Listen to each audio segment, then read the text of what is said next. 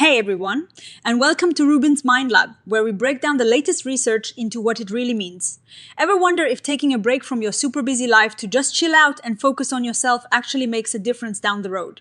Well, this new study dives into just that question, looking at how teenagers use what they learn from mindfulness retreats after they get back to real life. Imagine, after a full week of deep breathing and quiet reflection, what happens when you step back into the chaos of homework, friends, and everyday life? Do those calm feelings stick around? Do the skills you practiced actually help you deal with the tough stuff? That is exactly what this research wanted to figure out. We know that being a teenager is a roller coaster. There is a lot of stress figuring out who you are and dealing with emotions that can feel super big. Mindfulness, which is basically paying attention to the present moment without judgment, is often presented as a tool to help with all of that. See, most studies look at quick programs at school and mostly check if kids feel less stressed or more focused. But what about those longer, more immersive experiences like a week-long mindfulness retreat? How do teenagers actually use those skills a month later in their everyday lives, dealing with both their own feelings and their relationships?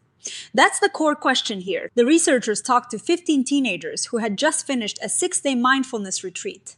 These weren't just any teens, they were voluntarily attending this retreat.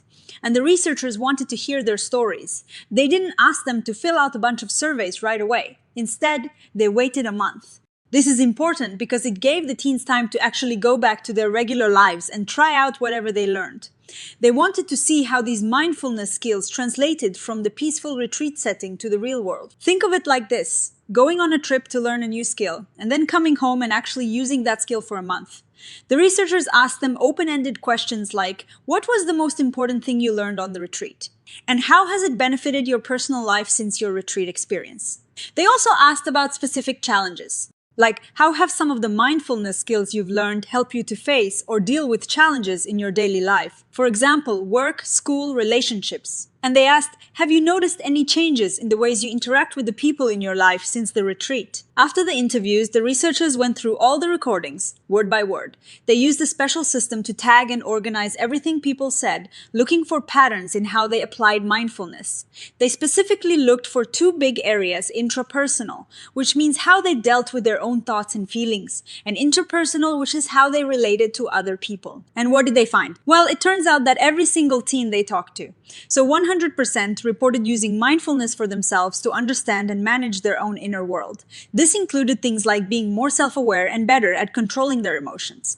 For example, one teen talked about noticing when they were feeling anxious and using breathing techniques to calm down before it took over. Another talked about acknowledging difficult thoughts instead of trying to shove them away, seeing them as mind chatter. What is really cool is that they also all reported using mindfulness in their relationships with others.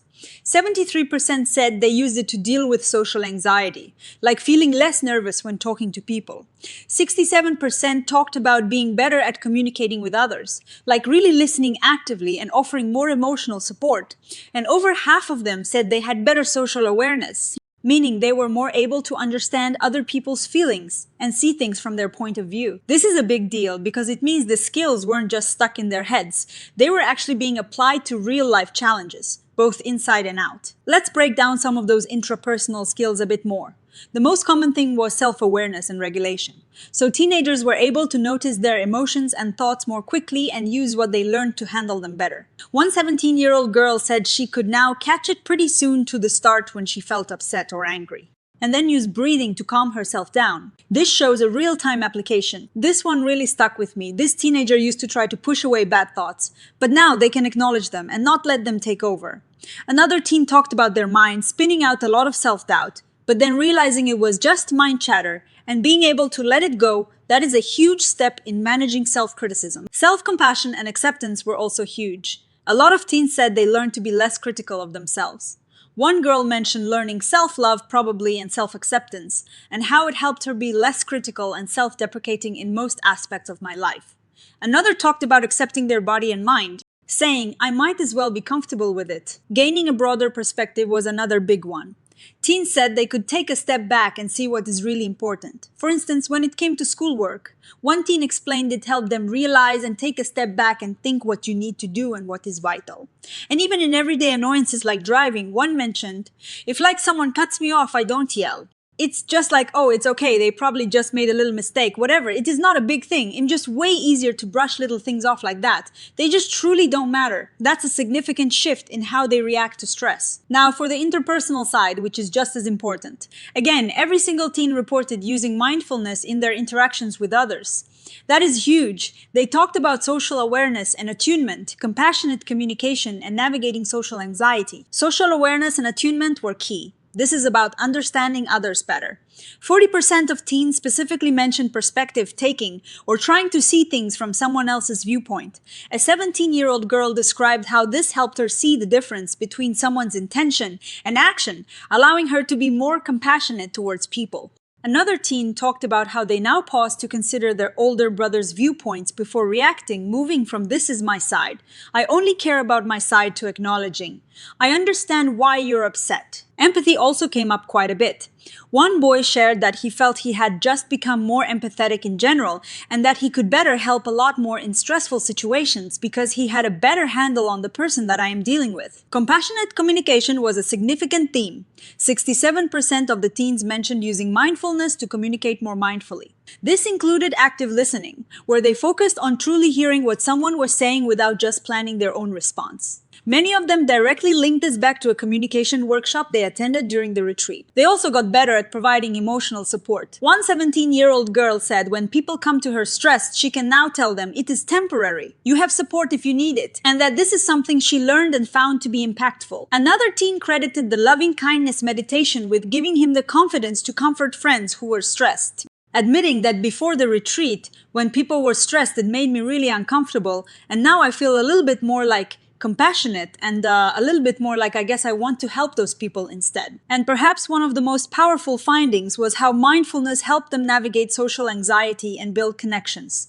73% of teens said they used mindfulness to feel less apprehensive in social situations. One 18-year-old girl who admitted to having a fair bit of social anxiety explained that she started practicing mindfulness during conversations, noticing her body tense up, and this has helped. It has just made me more open, I think, which has made people want to be around me more. This teen emphasized that even though opening up feels scary, it is incredibly beneficial for building real relationships. This shows a direct link between the inner work of mindfulness and outward connection. So, what does all of this mean? This study strongly suggests that intensive mindfulness retreats can equip adolescents with skills that are not only useful during the retreat, but also carry over into their everyday lives. They aren't just learning techniques for a week, they're internalizing them and applying them to real personal and social challenges. The really unique contribution here is seeing how these skills extend beyond just feeling better about yourself to actively engaging with others in more helpful and connected ways. It's moving from just managing your own emotions to using those skills to better understand and connect with the people around you. The researchers also suggest that the way the retreat was structured probably played a big role. Unlike shorter school programs, a week-long retreat offers deep immersion, often with no phones, and a variety of practices including group activities and discussions.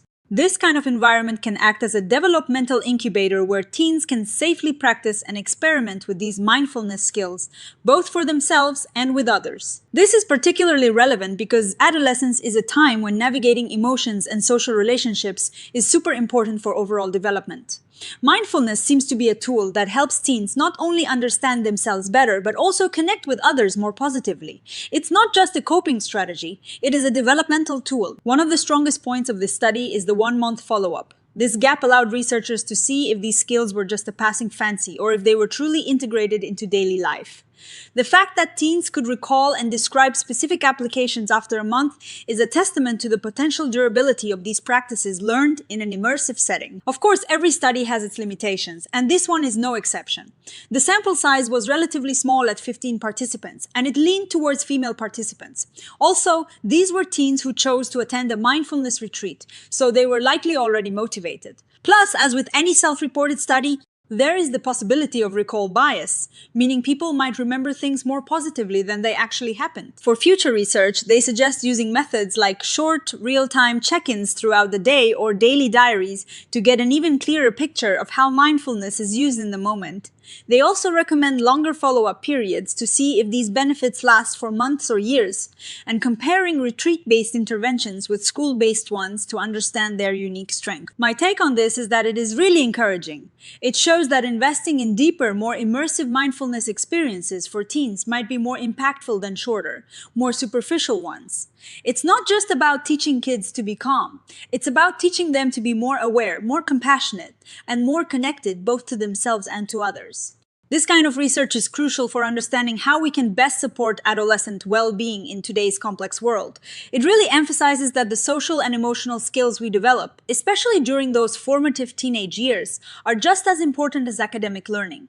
What are your thoughts on this? Have you ever experienced a mindfulness retreat or used mindfulness techniques in your daily life? Let us know in the comments below. If you found this breakdown helpful, give this video a thumbs up, subscribe to Rubin's Mind Lab for more science explained simply, and hit that notification bell so you don't miss our next exploration into the fascinating world of psychology. Thanks for watching, and we'll see you next time.